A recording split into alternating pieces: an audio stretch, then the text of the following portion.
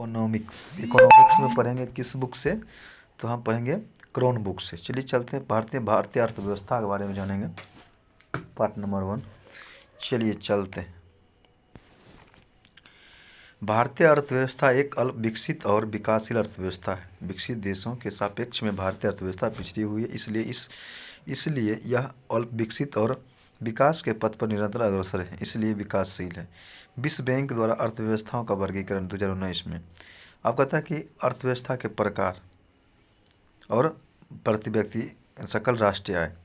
न्यूनतम आय वाली अर्थव्यवस्था जो है ना, $10 1025 या इससे कम होता है। मध्य वाला होता है $1026 726 से $1026 से $3995 वाले होते हैं न्यूनतम। अब कहता है कि न्यून मध्य आय वाली और है उच्च मध्य आय वाली होता है $3996 से लेकर के $12,375 और उच्च वाली मतलब होता है आपका $12,376 से लेकर के इससे अधिक वाला। अब आगे है आपका भारतीय अर्थव्यवस्था कृषि पर आधारित अर्थव्यवस्था। भारत की 55% से अधिक जनसंख्या की जीविका का मुख्य साधन जो है कृषि है। देश की कुल जनसंख्या का 68.8% से अधिक ग्रामीण क्षेत्रों में निवास करती है और कई उद्योगों को कच्चे माल के लिए कृषि क्षेत्र पर निर्भर रहना पड़ता है। कृषि क्षेत्र का विदेश मुद्रा अर्जन करने में भी अहम योगदान है। भारतीय अर्थव्यवस्था मिश्रित अर्थव्यवस्था है। मिश्रित अर्थव्यवस्था में निजी और सार्वजनिक क्षेत्र का या बाजार तथा राज्य की भूमिका सस्थित होता है। आगे भारत के आयोजन में आरंभ में ही दोनों क्षेत्रों के महत्व को स्वीकार किया गया था। शुरुआती योजना में सार्वजनिक क्षेत्र जो था का मुख्य साधन जो था आपका मुख्य भूमिका थी, किंतु 1991 में आरंभ उदारीकरण के प्रभाव से निजी क्षेत्र के योगदान में वृद्धि हुई। भारतीय अर्थव्यवस्था अल्प विकसित अर्थव्यवस्था है। देख लीजिए कैसे विकसित देशों की तुलना में भारतीय अर्थव्यवस्था पिछड़ी हुई है, जिसका उदाहरण निम्न है। पहला है कृषि क्षेत्र का अधिक योगदान होना, प्रति व्यक्ति आय का कम स्तर होना और जनसंख्या की अधिक वृद्धि दर होना और बेरोजगारी श्रम शक्ति का अधिक अनुपात होना, निर्धनता के अधिक अनुपात होना। आगे चलते हैं। भारतीय अर्थव्यवस्था विकासशील अर्थव्यवस्था है। भारतीय अर्थव्यवस्था जिन सूची के आधार पर विकसित देशों के पीछे पिछड़ी हुई है, उन सूचकांकों में निरंतर सुधार हो रहा है, अर्थात यह विकास की ओर अग्रसर है। आगे चलते हैं।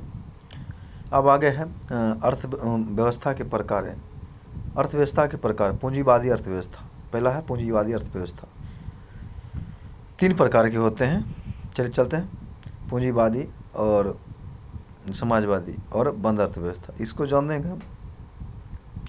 अब आगे की पूंजीवादी अर्थव्यवस्था। इस प्रकार की अर्थव्यवस्था में उत्पादन के साधनों यानी कि पूंजी, श्रम, भूमि जो भी हो पर निजी अधिकार होता है और उनका प्रयोग व्यक्तिगत लाभ के लिए करता है, खुद लाभ के लिए करता है पूंजीवादी में।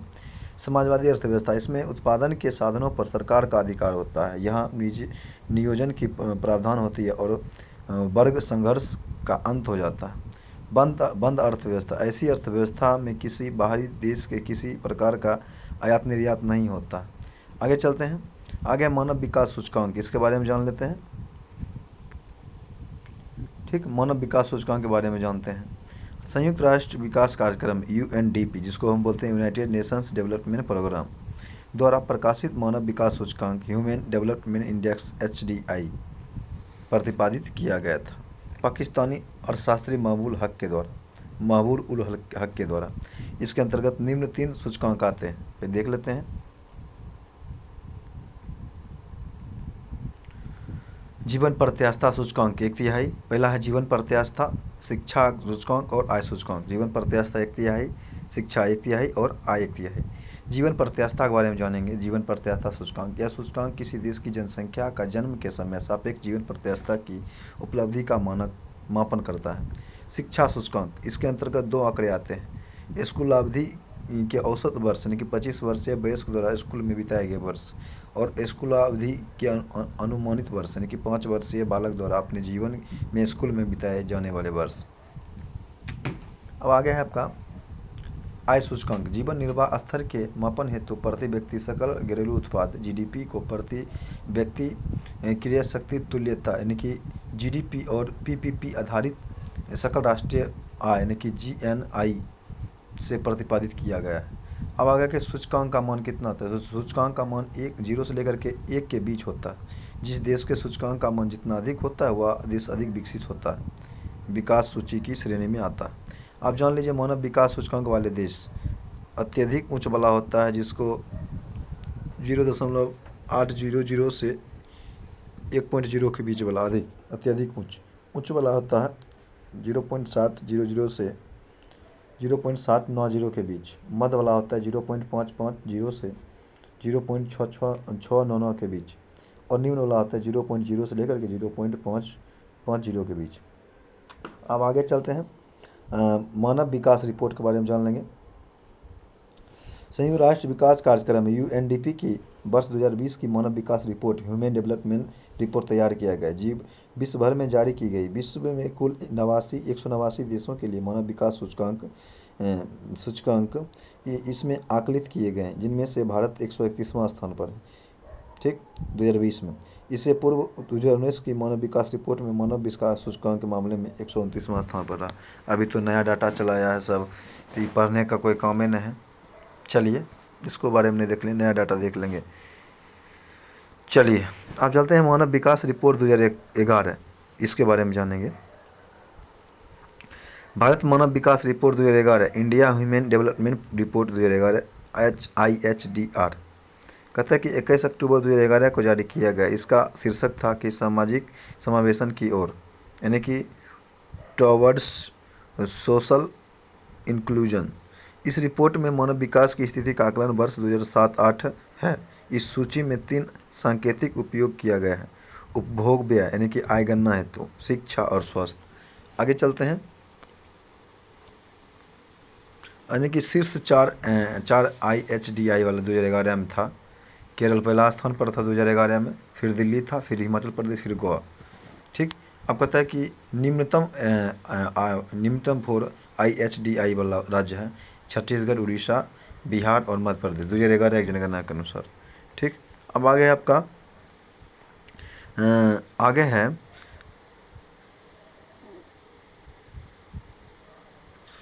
आपका राष्ट्रीय सकल खुशहाली रिपोर्ट, यानी कि ग्रॉस नेशन हैप्पीनेस। सकल राष्ट्रीय खुशहाली की अवधारणा भूटान द्वारा विकसित की गई थी। भूटान की सकल राष्ट्रीय खुशहाली उच्च प्रति व्यक्ति आय, पर्यावरण संरक्षण और अच्छा अभिभाषण एवं सांस्कृतिक प्रोत्साहन की उपलब्धि पर निर्भर करता है। अब हम जानेंगे राष्ट्रीय आय के बारे में। कहता है कि भारत में राष्ट्रीय आय का प्रथम अनुमान दादा भाई नौरोजी द्वारा वर्ष 1868 के लिए लगाया गया था, जिसे उनकी पुस्तक poverty and British rule in India में प्रकाशित किया गया। स्वतंत्रता के बाद 1949 में राष्ट्रीय आय के अनुमान के लिए PC मालनोबिस की अध्यक्षता में राष्ट्रीय आय समिति का गठन किया गया था। अब आगे केंद्रीय सांख्यिकी संगठन CSO, ठीक। केंद्रीय सांख्यिकी संगठन भारत सरकार द्वारा मई 1951 में स्थापित किया गया था। वर्तमान में राष्ट्रीय आय का अनुमान इसी से लगाया जाता है। राष्ट्रीय आय की अवधारणा है। राष्ट्रीय आय की कुछ प्रचलित अवधारणाएं हैं, इस प्रकार है। सकल घरेलू उत्पाद यानी कि ग्रॉस डोमेस्टिक प्रोडक्ट GDP, किसी अर्थव्यवस्था द्वारा एक वित्तीय वर्ष में उत्पादित सभी वस्तु और सेवाओं का अंतिम मौद्रिक मूल्य उसका सकल घरेलू उत्पाद कहलाता है। भारत का वित्तीय वर्ष 1 अप्रैल से 31 मार्च के बीच होता है। GDP में होने वाले वार्षिक प्रतिशत परिवर्तन ही किसी अर्थव्यवस्था की वृद्धि दर होती है। अब आगे GDP के त्रैमासिक आंकड़े CSO यानी कि सांख्यिकी संगठन द्वारा वर्ष 1996-97 से सकल घरेलू उत्पादन में त्रैमासिक आंकड़े प्रकाशित की गई। सकल घरेलू उत्पाद नेट डोमेस्टिक प्रोडक्ट NDP कहता है कि शुद्ध घरेलू उत्पाद NDP किसी अर्थव्यवस्था का वह GDP है जिसमें से एक वर्ष में हुए मूल्यह्रास को घटाकर प्राप्त किया जा सकता है। अब आगे है आपका, यानी कि NDP बराबर होता है GDP माइनस ह्रास, याद रखिएगा। सकल राष्ट्रीय उत्पाद यानी कि ग्रॉस नेशन प्रोडक्ट GNP किसी देश में नागरिकों द्वारा एक वर्ष में उत्पादित वस्तुओं और सेवाओं के अंतिम मौद्रिक मूल्य में जब उस वर्ष के उसके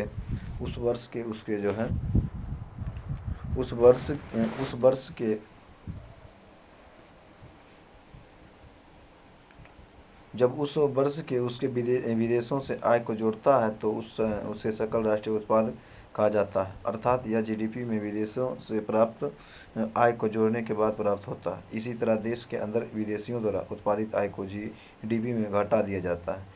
आप कह सकते हैं कि जीएनपी बराबर होता है GDP plus x minus M. X होता है देशों के नागरिकों द्वारा विदेश में अर्जित आय और एम बराबर होता है विदेशों द्वारा देश में अर्जित आय। इनके यदि आई बराबर हो गया आई, यदि एक्स बराबर एम तो जीडीपी बराबर होता है एन जीएनपी होगा। बंद अर्थव्यवस्था में एक्स माइनस एम बराबर 0 तो जीडीपी बराबर जीएनपी हो जाए। अब आगे आपका जीएनपी किसी अर्थव्यवस्था की बाहरी शक्ति को दर्शाता है। इसे राष्ट्र की आय और गुणवत्ता दोनों का ही पता चलता है।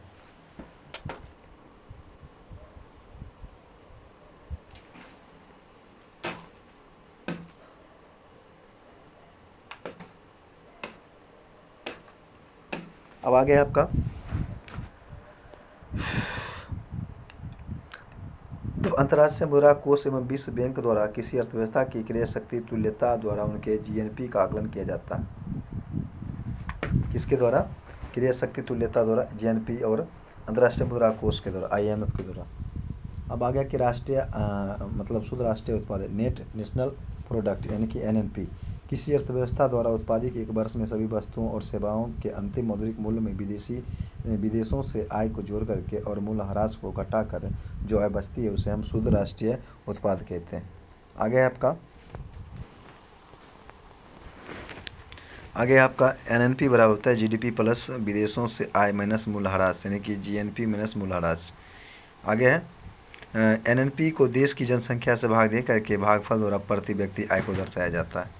एनएनपी किसी अर्थव्यवस्था की आय को दर्शाने वाली सबसे बेहतर अवधारणा है क्योंकि यह उसकी मात्रा, गुणवत्ता, मूल्यह्रास और बाह्य शक्ति को स्पष्ट करता है। एनएनपी को ही राष्ट्रीय आय कहा जाता है।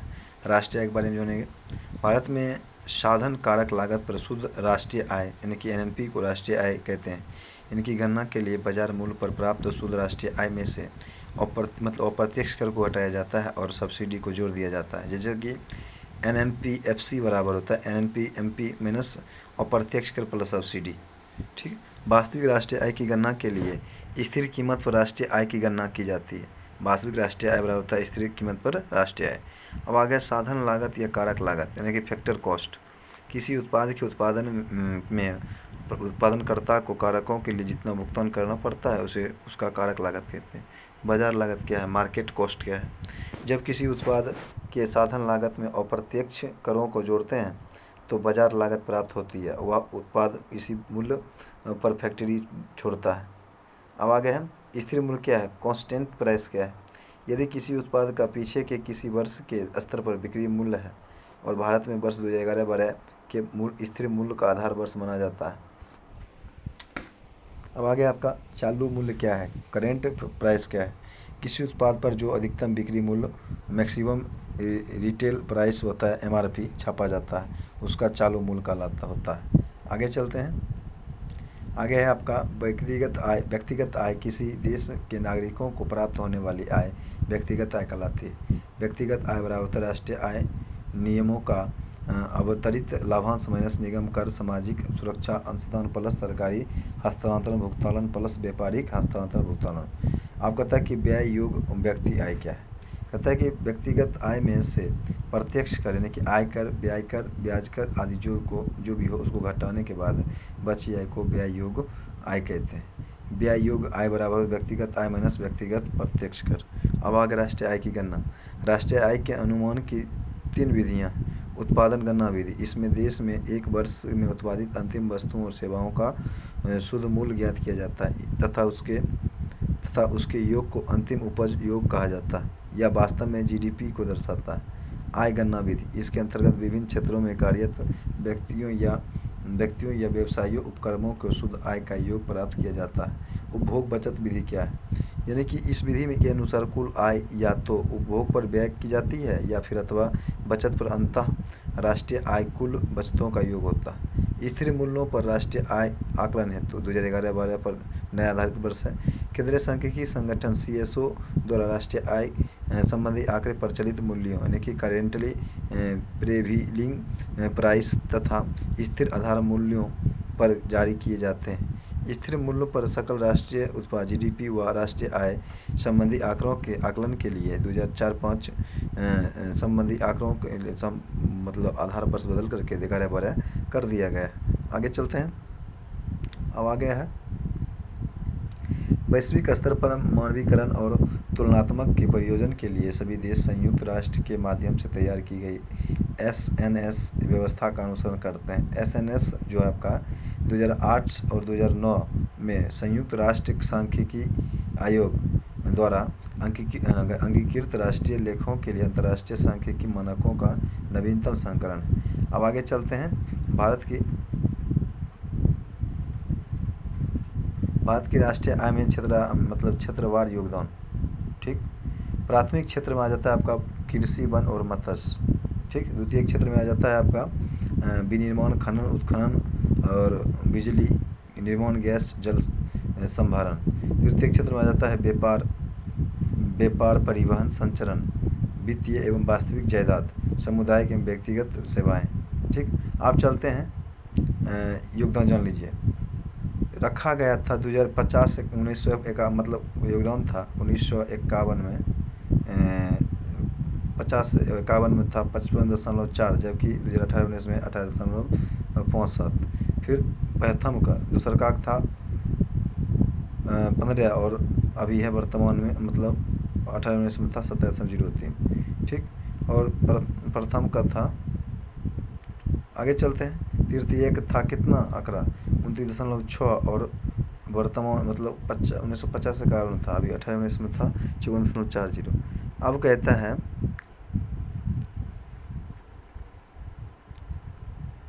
शीर्ष प्रति व्यक्ति आय वाले 5 राज्य हैं। सबसे अधिक कौन है? गोवा, उसके बाद दिल्ली, उसके बाद चंडीगढ़, उसके बाद सिक्किम, उसके बाद हरियाणा। गोवा, दिल्ली, चंडीगढ़, सिक्किम, हरियाणा।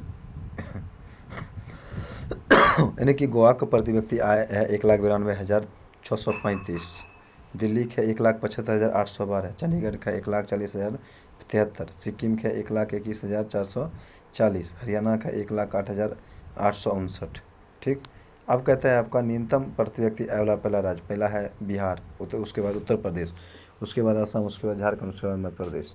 आगे चलते हैं। हिंदू वृद्धि दर का संबंध राष्ट्रीय आय की वृद्धि दर से। इस शब्द का प्रयोग प्रोफेसर राज कृष्ण द्वारा 1981 में अमेरिकन इकोनॉमिक एसोसिएशन के अपने गंतव्य के दौरान किया था। अब आगे हरित लेखन क्या है, हरित लेखन के बारे में जानेंगे। हरित लेखांकन राष्ट्रीय आय आंकलन की एक ऐसी विधि है जिसमें राष्ट्रीय उत्पाद की अभिवृद्धियों में प्रयुक्त हुए प्राकृतिक संसाधनों के अपक्ष लागतों को राष्ट्रीय उत्पाद में से घटाया जाता है। जिन प्राकृतिक संसाधनों की पुनः पूर्ति की जा सकती है उनकी पुनः पूर्ति जो है आपका पूर्ति के लिए जो है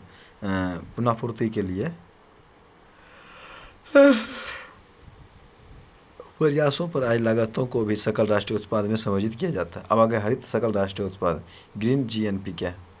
इसका तात्पर्य एक निश्चित अवधि में प्राप्त मतलब प्रति व्यक्ति संपदा की उस अधिकतम मात्रा से है जिससे राष्ट्र की प्राकृतिक संपदा को स्थिर रखते हुए प्राप्त किया जा सकता है।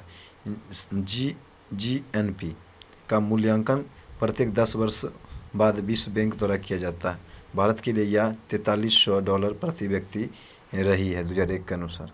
अब आगे है भारत में आर्थिक सुधार क्या हुआ। भारत में आर्थिक सुधार का मतलब उन नीतियों से है जिनका आरंभ 1991 की अर्थव्यवस्था में कुशलता, उत्पादकता, लाभदायकता एवं प्रतियोगिता की शक्ति के स्तरों की वृद्धि करने के दृष्टिकोण से किया गया। लंबे समय से चली आ रही लुभावन आर्थिक नीतियाँ जो है का भारतीय अर्थव्यवस्था पर जो प्रभाव पड़ा है उससे ही भारत के सामने भुगतान संतुलन की गंभीर समस्या उत्पन्न हुई है। इस समस्या के समाधान के लिए भारत को अंतर्राष्ट्रीय मुद्रा कोष की विस्तारित कोष सुविधा से विदेशी मुद्रा में सहायता मिली है। लेकिन यह जो है मदद कुछ शर्तों के साथ मिली है कि भारत को मध्य अवधि में अर्थव्यवस्था में संरचनात्मक बदलाव लाने होंगे ताकि भुगतान संतुलन की स्थिति पुनः उत्पन्न न हो। भारत में आर्थिक सुधारों में से 2 प्रकार की युक्तियाँ शामिल हैं। समाविष्टि अर्थव्यवस्था अशास्त्रीय स्थिरीकरण युक्तियाँ। कहता है कि इसके द्वारा लोगों की क्रिया शक्ति में वृद्धि करके अर्थव्यवस्था में सकल मांग को बढ़ाना था। संरचनात्मक सुधार, इसमें उत्पादन प्रक्रिया को उन्मुक्त करके अर्थव्यवस्था में सकल आपूर्ति को बढ़ाना था। भारत ने आर्थिक सुधारों के लिए 3 प्रक्रियाएं अपनाई है। यह है उदारीकरण, निजीकरण और वैश्वीकरण। ठीक, उदारीकरण क्या है? उदारीकरण का अर्थ व्यापार एवं उद्योग को अवांछित सरकारी नियंत्रणों एवं विरोधियों से मुक्त करना है। इस नीति की 2 प्रमुख बातें हैं। निजी क्षेत्र को उन लोगों को चलाने की अनुमति देना जो पहले सार्वजनिक क्षेत्र के लिए आरक्षित थे। दूसरा का है कि निजी क्षेत्र के लिए बनाए गए नियमों में ढीला देना है। उदारीकरण के लिए किए गए उपाय: औद्योगिक क्षेत्र में सुधार, वित्तीय क्षेत्र में सुधार, कर सुधार और विदेशी व्यापार में सुधार। निजीकरण क्या है? निजीकरण वह प्रक्रिया है जिसमें निजी क्षेत्र को सार्वजनिक क्षेत्र के उपक्रमों के स्वामित्व एवं नियंत्रण में भाग लेने की अनुमति दी जाती है।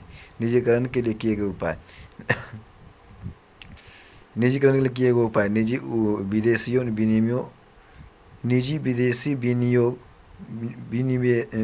विनिवेश, विदेशी प्रत्यक्ष विनियोग। वैश्वीकरण क्या है? वैश्वीकरण वह प्रक्रिया है जिसके द्वारा पूरा विश्व एक बाजार बन जाता है। इसे बहुराष्ट्रीय कंपनियों द्वारा विदेशी निवेश तथा विदेशी व्यापार के माध्यम से कई देशों के बीच तीव्र एकीकरण या परस्पर संबंधों के रूप में भी समझा जा सकता। इस क्रिया में हम अंतर्राष्ट्रीय स्तर पर आर्थिक रूप से एक दूसरे पर निर्भर हो जाते हैं। वैश्वीकरण के लिए किए गए उपाय: रुपया का अवमूल्यन। पहला रुपया का अवमूल्यन, दूसरा का है रुपया का परिवर्तनशीलता और तीसरा का है तट कर एवं शुल्क में कमी और चौथा है विदेशी विनियोग।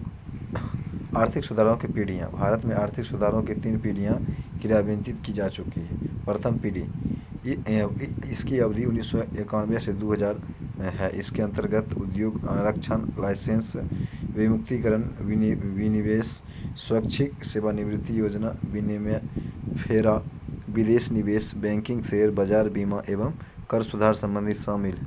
अब आ गया आपका द्वितीय पीढ़ी। इसकी आवश्यकता प्रथम पीढ़ी के सुधारों के क्रिया विनिमय हेतु पड़ी।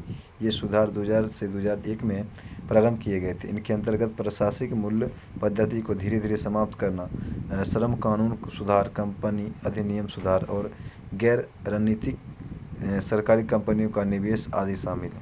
तृतीय पीढ़ी के आर्थिक सुधारों की शुरुआत 10वीं पंचवर्षीय योजना के कार्यान्वयन में 2002 के साथ हुई थी।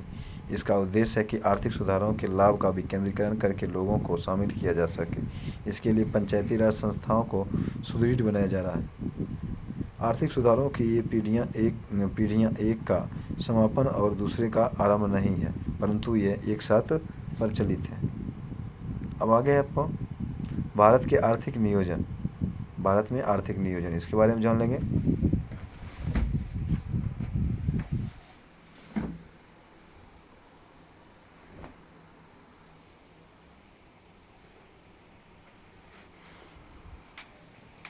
भारत में आर्थिक नियोजन के बारे में जान लेंगे। भारत में आर्थिक नियोजन का अर्थ है राज्य के अभिकरणों द्वारा देश की आर्थिक संपदा और सेवाओं की एक निश्चित अवधि हेतु आवश्यकताओं का पूर्वानुमान लगाना। नियोजन के मुख्य उद्देश्य क्या है? आर्थिक विकास की ऊंची दर प्राप्त करना है, सामाजिक एवं आर्थिक न्याय यानी कि आर्थिक असमताओं में कमी, आर्थिक शक्ति के विकेंद्रीकरण पर रोक, समाज के कमजोर वर्गों का उत्थान, रोजगार के अवसर में वृद्धि, आत्मनिर्भरता, आर्थिक स्थायित्व, क्षेत्रीय विषमताओं को दूर करना और अर्थव्यवस्था का आधुनिकीकरण करना। भारत में आर्थिक नियोजन का इतिहास। भारत के लिए नियोजित अर्थव्यवस्था। भारत में नियोजन की आवश्यकता का पहला विवरण जो था 1934 में प्रकाशित एम विश्वेश्वरैया की पुस्तक भारत के लिए नियोजित अर्थव्यवस्था में मिलता है।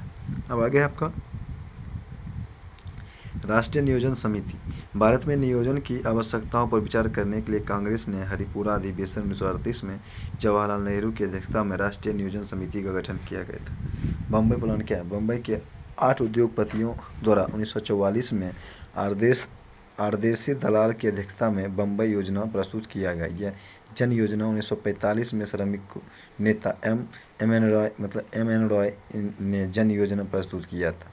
अब आगे आपका सर्वोदय योजना 1950 में जयप्रकाश नारायण ने एक योजना बनाई जिसको सर्वोदय योजना के नाम जाना गया। अब आगे योजना के प्रकार। दृष्टि योजना, जान लेते हैं दृष्टि योजना क्या है। भारतीय योजना आयोग के अनुसार दृष्टि योजना एक लंबी अवधि है, यानी कि 15 से 20 20 से 25 वर्ष के लिए अपनाए जाने वाला विकासों का खाका, अर्थात इसे पूर्व से ही दीर्घकालिक लक्ष्य निर्धारित किए जाते हैं, किंतु इस योजना का आशय 15 या 20 वर्षों की पूरी अवधि के लिए एक ही योजना का निर्माण करना नहीं है। वास्तव में दृष्टि नियोजन में 4 या 5 वर्ष की इकाई अल्पकालीन योजना में विभक्त करके निर्धारित अवधि के भीतर योजना के बृहद उद्देश्यों को प्राप्त करने की कोशिश की जाती है। अब आगे कि एक अल्पकालीन योजना जैसे कि पंचवर्षीय योजना को वार्षिक योजना में विभक्त कर दिया जाता है ताकि प्रत्येक वार्षिक योजना पंचवर्षीय योजना के विस्तृत ढांचे में समायोजित हो जाए। अब आगे दूसरा है आपका परिचयात्मक एवं सांकेतिक योजना।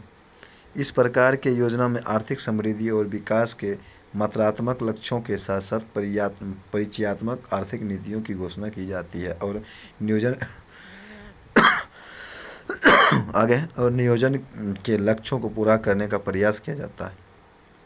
इसमें प्रेरणा व्यवस्था अथवा विभिन्न प्रकार के प्रोत्साहनों द्वारा ही व्यक्तियों से कार्य संपादित किया जाता है और नियोजन का कार्य सरकार एवं निजी उपक्रमों दोनों के सम्मिलित प्रयासों द्वारा संपन्न होता है। अब आ गया योजना आयोग। योजना आयोग का गठन 15 मार्च 1951 को केसी न्योगी के संस्तुति पर किया गया था, आधार पर किया गया था। यह एक गैर सांविधिक एवं परामर्शदात्री निकाय। कौन? योजना आयोग। प्रधानमंत्री योजना आयोग के प्रधान अध्यक्ष होते हैं। इसके आयोग का एक उपाध्यक्ष, 3 पूर्वकालिक एवं 3 अंशकालिक सदस्य होते हैं। वित्त, रक्षा एवं गृह मंत्री इसके पदेन सदस्य होते हैं। कौन? वित्त, रक्षा और गृह मंत्री। योजना आयोग के प्रथम अध्यक्ष जवाहरलाल नेहरू एवं प्रथम उपाध्यक्ष गुलजारीलाल नंदा थे। आगे चलते हैं।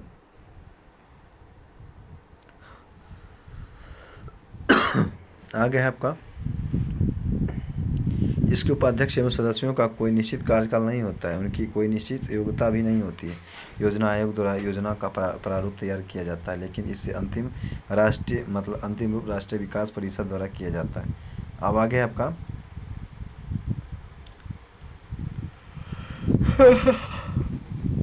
राष्ट्रीय विकास परिषद। राष्ट्रीय विकास परिषद का गठन 6 अगस्त 1952 को सरकार के एक प्रस्ताव द्वारा गैर संवैधानिक निकाय के रूप में किया गया। इसके अध्यक्ष व सचिव वही होते हैं जो कि योजना आयोग के होते हैं, अर्थात प्रधानमंत्री इसके पदाध्यक्ष होते हैं राष्ट्रीय विकास परिषद के। अब आगे है केंद्रीय मंत्रिपरिषद के सदस्य सभी राज्यों के मुख्यमंत्री और संघ शासित प्रदेशों के प्रशासक इसके सदस्य होते हैं।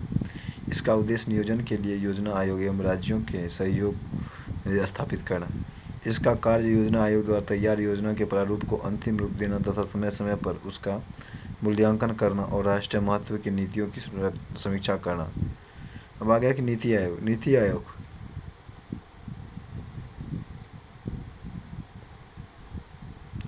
आयोग जो है भारत सरकार द्वारा गठित एक नया संस्था है जिसे योजना आयोग के स्थान पर बनाया गया।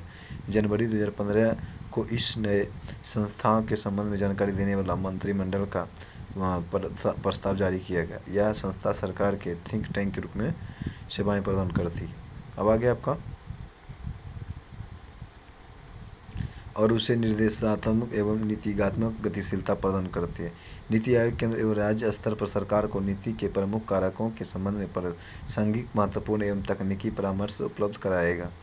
इसमें आर्थिक मोर्चे पर राष्ट्रीय और अंतर्राष्ट्रीय आयात, देश के भीतर साथ ही साथ अन्य देशों की बेहतरीन पद्धतियों पर प्रसार, नए नीतिगत विचारों का समावेशन और विशिष्ट विषयों पर आधारित समर्थन से संबंधित मामले शामिल होंगे।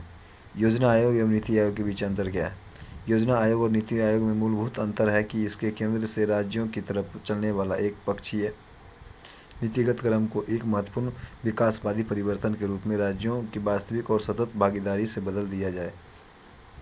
नीति आयोग ग्राम पर विश्वसनीय योजना तैयार करने के लिए तंत्र विकसित करेगा और इसे उत्तरोत्तर उच्च स्तर तक जाएगा। आयोग राष्ट्रीय और अंतर्राष्ट्रीय विशेषज्ञों, फैक्ट्रियों तथा अन्य हितधारकों के सहयोगात्मक समुदाय के जरिए जो है ज्ञान, नवाचार, उद्यमशीलता सहायक प्रणाली बनाएगा। इसके अतिरिक्त आयोग कार्यक्रमों एवं नीतियों के क्रियान्वयन के लिए औद्योगिक उन्नयन, अवयन और क्षमता जो आपका निर्माण पर जाए, मतलब निर्माण पर देगा, निर्माण कर देगा। आगे नीति आयोग की संरचना क्या है? प्रधानमंत्री इसके पदेन अध्यक्ष होते हैं। इसमें एक उपाध्यक्ष, पूर्णकालिक सदस्य एवं विशेष आमंत्रित सदस्य के अलावा सभी राज्यों के मुख्यमंत्री और केंद्र शासित प्रदेश, जिन केंद्र शासित प्रदेशों में विधानसभा, वहाँ के मुख्यमंत्री के उप राज्यपाल शामिल होंगे। अब आगे आपका 2004-5 आ गया कि आगे पंचवर्षीय योजना जान लेते हैं। पंचवर्षीय योजना एवं मॉडल ये प्रस्तुत कहता है कि पहला पंचवर्षीय योजना 1951 से 56 प्रस्तुत किया था, हेरा-डोमन मॉडल पर आधारित था। ठीक, इसमें लक्ष्य रखा गया विकास दर का 2.1%, लेकिन प्राप्त हुआ 3.6%। सिंचाई, कृषि एवं विद्युत की प्राथमिकता दी गई थी। अब आगे आपका दूसरी पंचवर्षीय योजना 1956 से 61 नेहरू मालनोबिस का मॉडल पर आधारित था।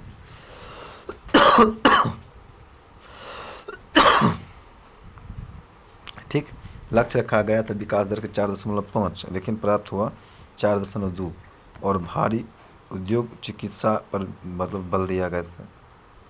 अब आ गया तीसरी पंचवर्षीय योजना। तीसरी पंचवर्षीय योजना 1961 से 66 में हुआ था। ये मॉडल था जे सेंडी या सुब्रमण्यम या चक्रवर्ती मॉडल पर आधारित था कि तीसरी। ठीक, इसमें विकास दर रखा गया था 5.6%, लेकिन हुआ 2.7%। इसमें प्राथमिकता खाद्यान्न उद्योग को दिया गया था। अब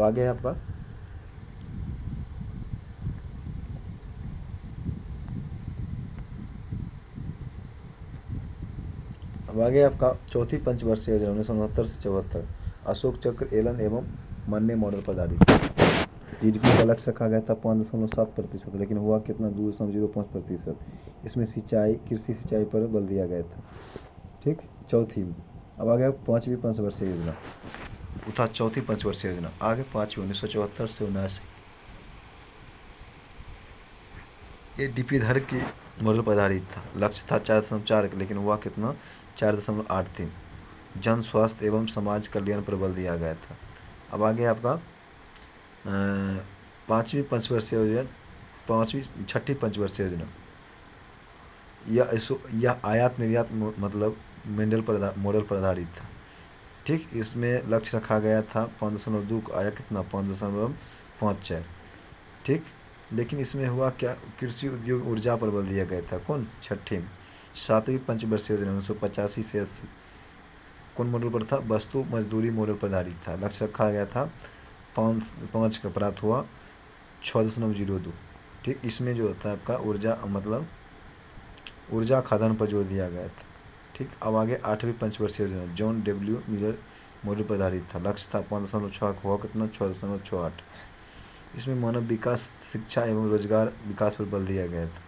अब आगे आपका 10वीं पंचवर्षीय योजना, नहीं 9वीं हो गया।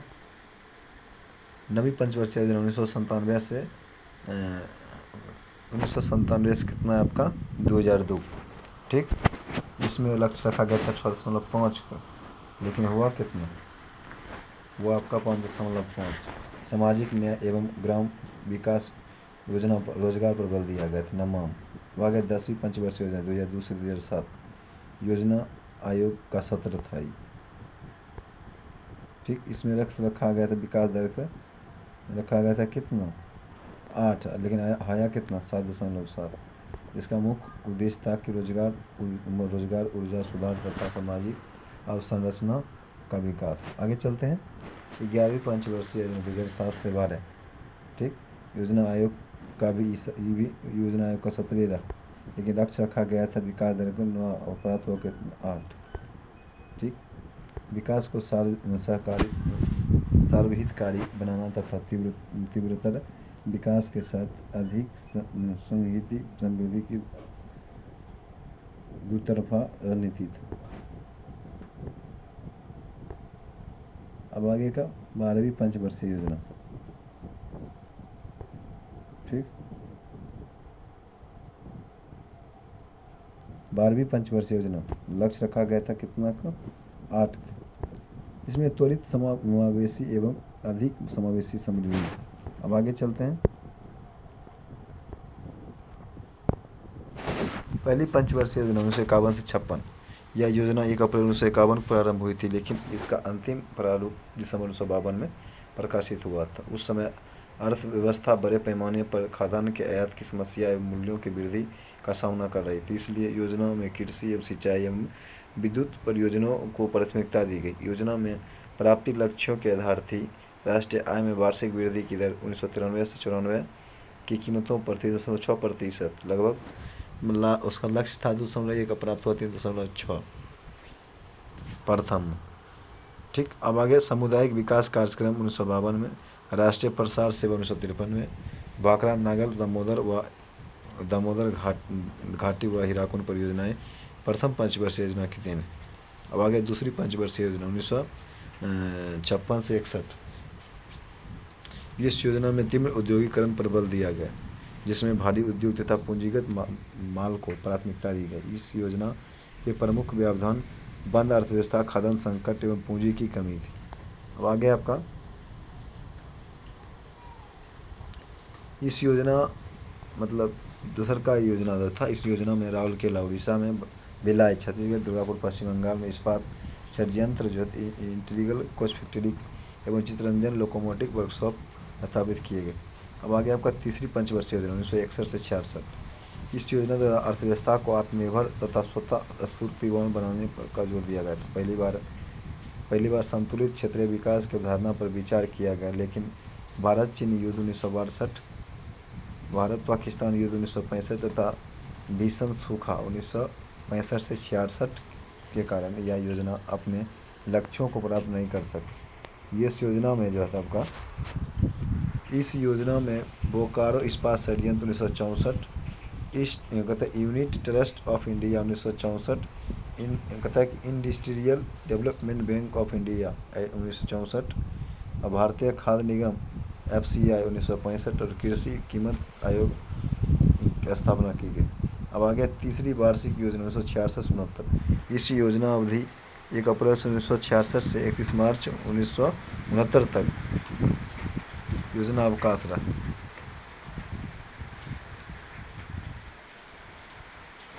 योजना अवकाश भी कहा जाता है। तत्कालीन परिस्थितियों के खराब वित्तीय स्थिति, पाकिस्तान के साथ युद्ध एवं चीन के साथ युद्ध में पराजित होने पर देश का मनोबल टूट जाने के कारण चौथी पंचवर्षीय योजना न शुरू करके सरकार ने वार्षिक योजना शुरू करने का निर्णय लिया। इस वार्षिक योजना में मतलब एक नई कृषि नीति अपनाई गई और कृषि उत्पादन बढ़ाने के लिए उच्च गुणवत्ता वाले बीज, बड़े पैमाने पर उर्वरक का प्रयोग, सिंचाई क्षमता का विस्तार, संचरण आदि विधियों पर जोर दिया गया। अब आगे आपका वार्षिक योजनाओं में लीड बैंक योजना, नारीमन वार्षिक योजनाओं में लीड बैंक योजना और नारीमन समिति की सिफारिश पर की गई थी। कब? 1966 से 67 के हैसियत के हरित क्रांति की शुरुआत हुई। अब आगे चौथी पंचवर्षीय योजना 1969 से 74। चौथी योजना के मुख्य उद्देश्य थे स्थिरता के साथ आर्थिक विकास और आत्मनिर्भरता की अधिक प्राप्तियाँ। 1971 ईस्वी के भारत पाकिस्तान युद्ध के कारण वित्तीय संकट संपन्न हुआ। इसके साथ ही आर्थिक सहायता जो है एवं मुद्रास्फीति के कारण वित्तीय घाटे में बढ़ोतरी हुई, जिससे गैर योजना व्यय अधिक हो गया। अब आगे मुख्य उपलब्धियाँ 1969 में 14 वाणिज्यिक बैंकों का राष्ट्रीयकरण हुआ। 1974 में पोखरण में नाभिकीय परीक्षण, इसका अथी था स्माइल बुद्धा, सूखा प्रबंधन एवं कार्यक्षेत्र DPAP की शुरुआत हुई। ठीक, पांचवी पंचवर्षीय योजना 1974 से 79। इस योजना का मुख्य उद्देश्य गरीबी उन्मूलन के साथ आत्मनिर्भरता प्राप्त करना था। 1975 से 76 में आपातकाल के कारण योजना की अवधि अवरुद्ध हो गई। केंद्र में सत्ता विस्तार के साथ जनता पार्टी के सरकार ने 5वीं योजना की अवधि को 1 वर्ष घटा दिया, अर्थात वित्त वर्ष 1978-79 की जगह यह योजना 1977-78 में पूरी होनी थी। एक योजना मतलब एक नई योजना छठी योजना 1978 से 83 की शुरुआत जनता पार्टी सरकार द्वारा की गई, जिससे रोलिंग प्लान भी कहा जाता है 1980 में। अब आगे 1980 में केंद्रीय सत्ता परिवर्तन के साथ कांग्रेस ने छठी योजना की शुरुआत की 1980 से 83 की अवधि के लिए, लेकिन ये इस समय जनता पार्टी की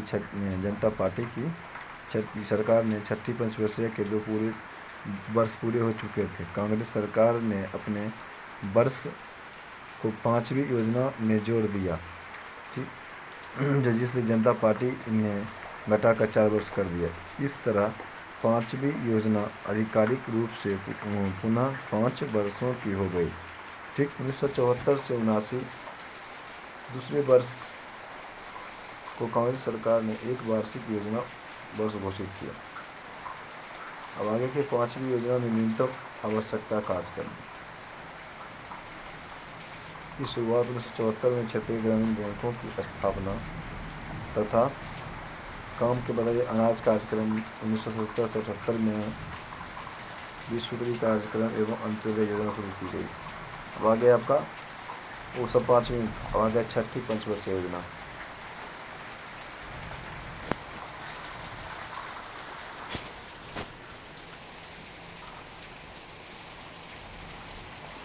इस योजना में गरीबी निर्देशांक अर्थात ग्रामीण क्षेत्रों में 2400 कैलोरी और शहरी क्षेत्रों में 2100 कैलोरी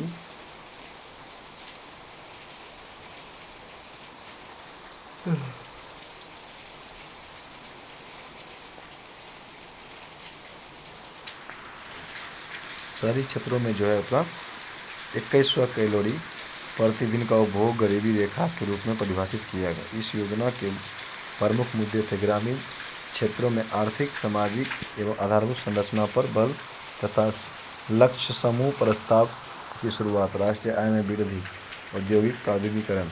इस योजना में IRDP राष्ट्रीय ग्रामीण रोजगार कार्यक्रम, ग्रामीण क्षेत्रों में महिलाओं और बच्चों का विकास, ग्रामीण भूमिहीन रोजगार गारंटी का कार्यक्रम UNDP 1983 में 6 बैंकों का राष्ट्रीयकरण 1980 में, नाबार्ड की स्थापना 1982 में, एग्जिम बैंक की स्थापना 1989 में,